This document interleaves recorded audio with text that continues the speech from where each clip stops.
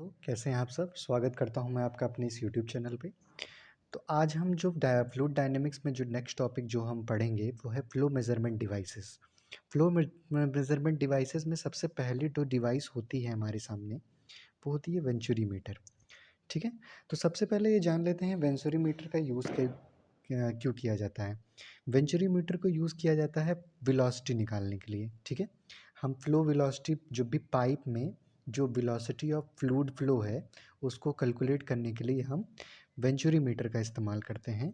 तो सबसे पहली चीज़ जो दिमाग में आपको रख लेनी है कि वेंचुरीमीटर का इस्तेमाल जो है वेलोसिटी के लिए होता है। ठीक है। Velocity of flow, fluid flow के वेलोसिटी के बारे में। ठीक है। उसके बाद यहाँ पे इसका अगर कॉन्फ़िगरेशन देखें तो जैसा कि हम यहाँ पे इसका कॉन्फ़िगरेशन देख रहे हैं, तो यहाँ पे देख रहे हैं एक ये कन्वर्जिंग पार्ट है और यहाँ पे देखिए ये छोटा-सा फिर एक डाइवर्जिंग सेक्शन और फिर यहाँ पे कन्वर्जिंग, डाइवर्जिंग और थ्रोट 3 सेक्शंस में ये बेसिकली ये डिवाइड है। ठीक है? यहाँ पे बेसिकली अगर सिंपल लैंग्वेज में इसको समझना चाहें, तो देखिए यहाँ पे जो हमारे इस तरीके से ये सेक्शन यहाँ पे 21 डिग्री प्लस माइनस 1 डिग्री के एंगल पे यहाँ पे ये सेक्शन टिल्ट हुआ है। ठीक है, ये सेक्शन 1 है हमारा। फिर यहाँ पे जब जाते हैं तो ये सेक्शन जो है यहाँ पे देखिए सडन कॉन्ट्रैक्शन हो जा रहा है। वीना कॉन्ट्रैक्टा बोलते हैं इसको।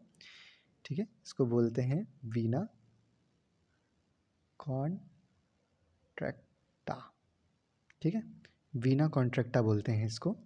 ठीक है, इस पोर्शन को जो स्मॉल सेक्शन और इसको जो होती ये है थ्रोट इसको कहलाता है। ठीक है, यहाँ पे वीना कॉन्ट्रैक्शन हुआ।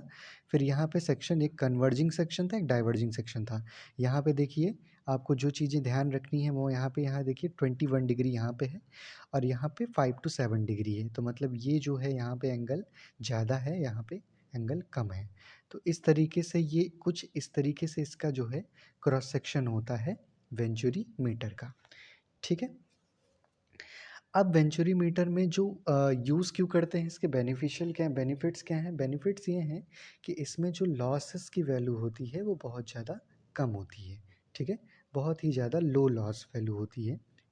बहुत लॉसेस बहुत कम होते हैं। और दूसरा जो हम इसमें डिस्चार्ज कोएफ़िशिएंट मतलब इसमें हम वेलोसिटी फाइंड आउट कर सकते हैं, वेलोसिटी की मदद से डिस्चार्ज फाइंड आउट कर सकते हैं फ्लूइड थ्रू द पाइप से। ठीक है? कुछ जो चीज़ें जो है दिमाग में आती हैं वो है कि कोएफ़िशिएंट ऑफ डिस्चार्ज। ठीक है? कोएफ़िशिएंट ऑफ डिस्चार्ज क्या होता है? जब वेंचुरीमीटर की बात करते हैं तो कोएफ़िशिएंट ऑफ डिस्चार्ज की बात सामने आती है। ठीक है? अब यहाँ पे जैसे आप देख पा रहे हैं कोएफ़िशिएंट ऑफ डिस्चार्ज। ठीक है? यहाँ पे देखिए coefficient of discharge is equal to Q actual upon Q theoretical. ठीक है? यहाँ पे क्या है Q actual upon Q theoretical है। ठीक है?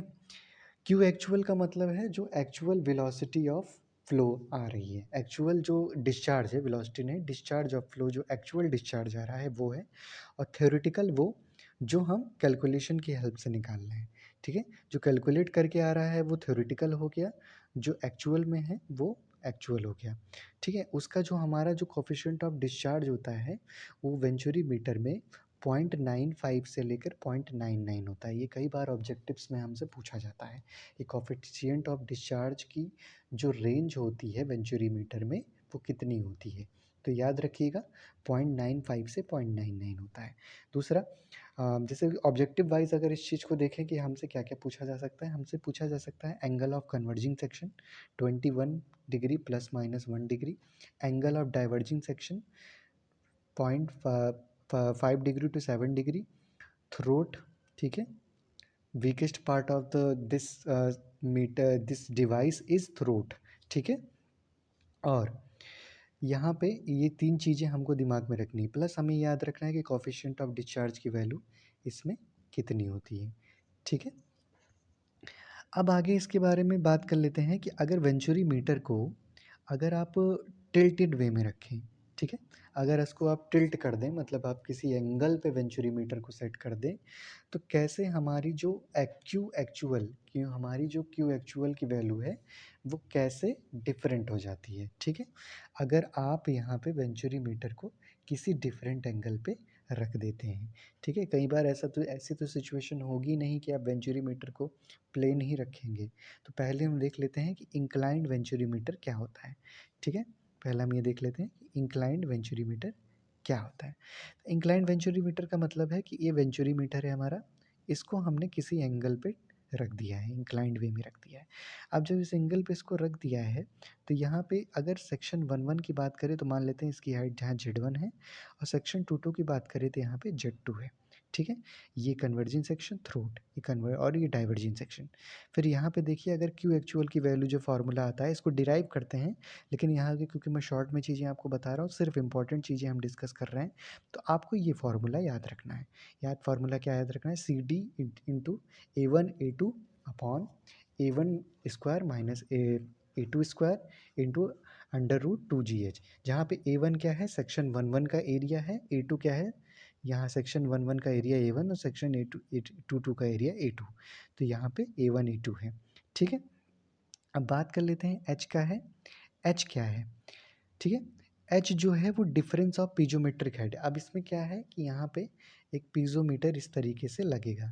ठीक है, अब यहाँ पे जैसे मैं आपको दिखा देता हूँ कैसे लगेगा।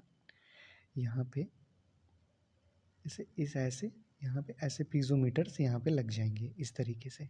ठीक है, अब इस पीजोमीटर में जो लिक्विड का लेवल है, ठीक है, यहाँ पे जो भी फ्लूइड होगा उसका जो लेवल का डिफरेंस, सपोज दैट यहाँ पे जैसे कि ये है,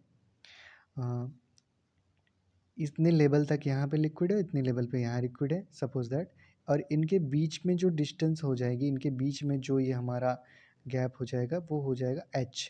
ठीक है, वही हमारा ये हो जाएगा H।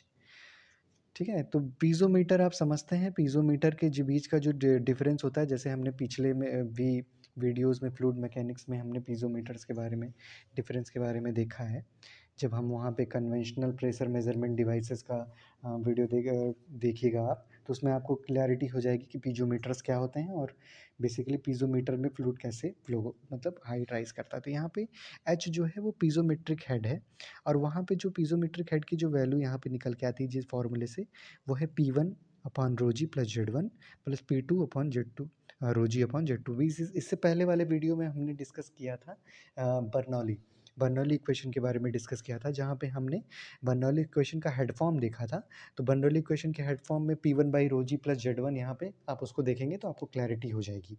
तो वहीं से ये H is equal to P1 plus rho g, यहाँ पे सेक्शन 1-1 की बात हो रही है, सेक्शन 1-1 पे H ये है और सेक्शन 2-2 पे इतना, तो H की वैल्यू आ जाएगी, इसका जो है जो भी डिफरेंस इनके प्रेशर हेड के बीच में जो भी डिफरेंस होगा वो निकाल के H की वैल्यू यहाँ पे ये आ जाएगी।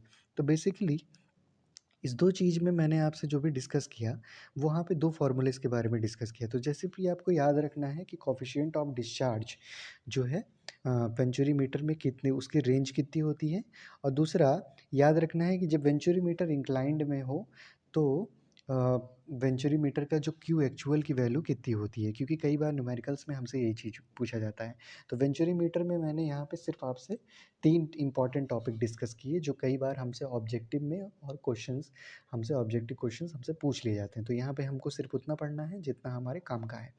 तो हमने यहाँ पे 3 फॉर्मूले डिस्कस किए, हमने ये देखा किया कि कोएफ़िशिएंट ऑफ डिस्चार्ज की वैल्यू कितनी होती है वेंचुरीमीटर में, और हमने ये डिस्कस कर लिया कि हमारी जो क्यू एक्चुअल की वैल्यू है, क्यू एक्चुअल का जो फार्मूला है इंक्लाइंड वेंचुरीमीटर के केस में, वो उसका फार्मूला क्या है, एच की वैल्यू क्या है, ये हमने फर्दर डिस्कशन कर लिया।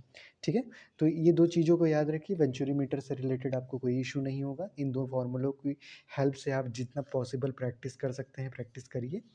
ठीक है, और इसके बाद हम अगली डिवाइस जो देखेंगे वो ऑरिफिस के इम्पॉर्टेंट ऑरिफिस मीटर के बारे में देखेंगे। तो ये वीडियो यहीं तक है। Thank you so much. अगर आपको ये वीडियो अच्छा लगे तो मेरे चैनल को लाइक करिए, सब्सक्राइब करिए और जुड़े रहिए मेरे चैनल के साथ। Thank you so much.